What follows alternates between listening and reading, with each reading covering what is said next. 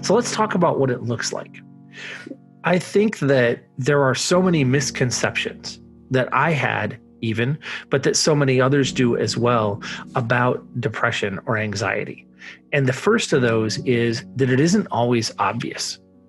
We so many times hear, well, you don't look depressed, you don't look sad, you don't look upset. It's not always obvious from the outside. I can tell you there are many times where I have looked happy and I've made it through my day and I've processed, and yet internally, it was one of the biggest struggles that I was having. It can be very hard to tell. It can be very hard to tell even if you know the person, even if you know them pretty well. Heck, I look at people and I try to be sensitive to this, and I can't always tell. It is not always obvious from the outside. The thing that may surprise you a little more is that it isn't always obvious from the inside until you're already deep in it. For me, sometimes I'll miss the signs.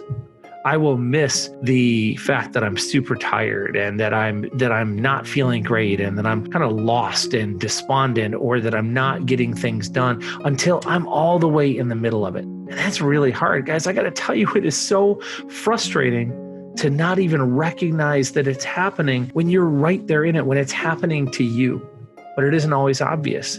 And so for your friends that are struggling, or if you're struggling and you don't see it right away, don't feel alone. That's pretty natural. It's pretty understandable. Sometimes when we're sliding a little bit down the slope as we go, we don't notice that we've been going down the hill. Sometimes when the wall's yellow around us, we don't know that that's occurred. This is where friends really help. This is where being able to look at it from a different perspective can help. Oftentimes, if it isn't obvious from the inside, it may be from the outside, and vice versa.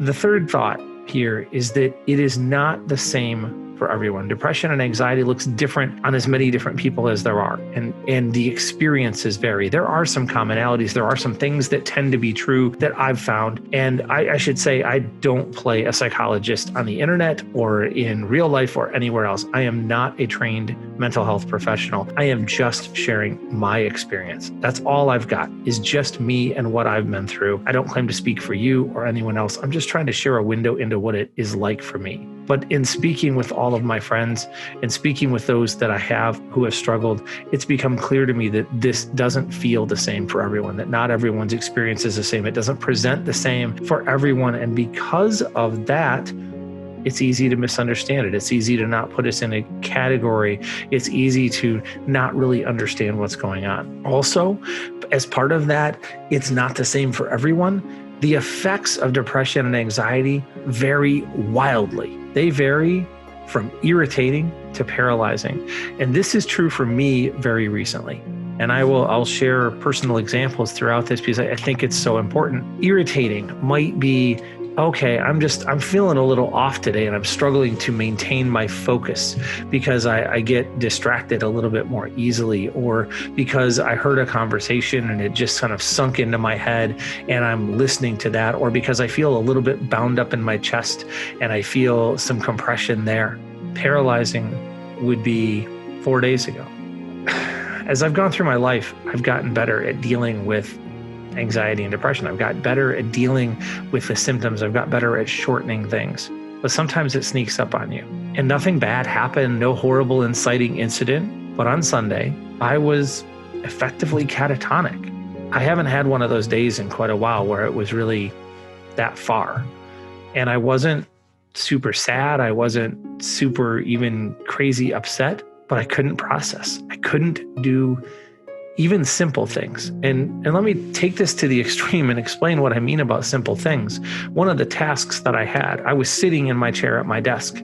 One of the tasks that I had was to sign a piece of paper, to literally put my signature on it. And in 3 hours, I couldn't do it.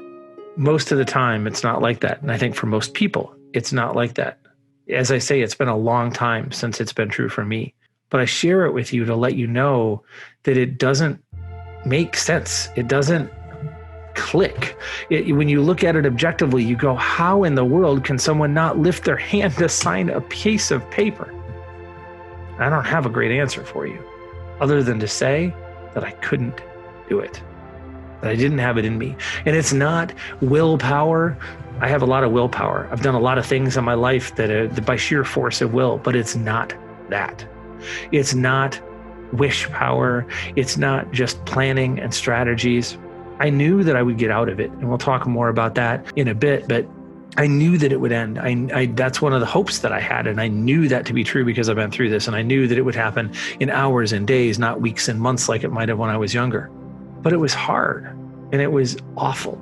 And so that's why I say it can vary. You can not know what's even going on because someone can be fighting the fight and effectively winning or coming out of it. And it can just be at a level of irritation and frustration, or it can be life controlling.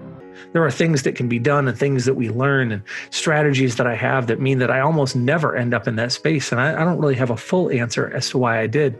It's probably been years since I've been in that space. And I as I said, I didn't have anything that really triggered it, but it was brutal. And because of that, I felt incredibly alone. I have a lot of people in the world I'm so grateful that care about me, so appreciative of the friends and relationships I have, and who say, you can call me at any time. And I return that. I am here, but that was hard. Another part of this, and it's really related to this because of all the effects vary. They vary from person to person. They also vary from time to time. The intensity does. But the reason it does that, or one of the reasons it does that, is like a chronic illness. Attention matters, but it tends to go away over time. I have a number of friends who suffer from chronic illnesses that they've had for years. And what they'll share with me is that in the first weeks that they find out there's a lot of intense caring as the newness is there, and a lot of people who just really are into it and supportive and engaging. And as the months and years go by, it is fewer and fewer people who understand, who take the time to understand, who can put up with it, And I don't mean put up with the person. I mean, just deal with the relentless nature of these struggles. So for those who do struggle and do share, in many cases, the anxiety and depression can drive people away, not because of who the person is, but because it's just hard, because it doesn't all the way go away. Mine is hugely reduced from what it was when I was younger. The intensity is less, the frequency is less, the strategies are good. Most of the time, I don't even really need separate support, but it's still there. And because of that loss of attention, it can feel even harder to do things like reach out or care or understand even how to ask for help. So when that attention goes away, it can feel pretty lonely, even though there's no intent or no bad will beyond that.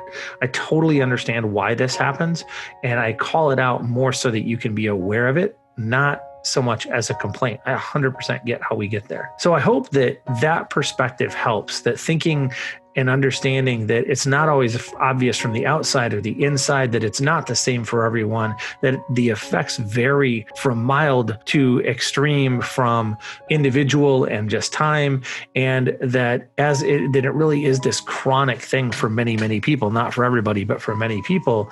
And because of that, it can end up being pretty lonely. That's what it looks like.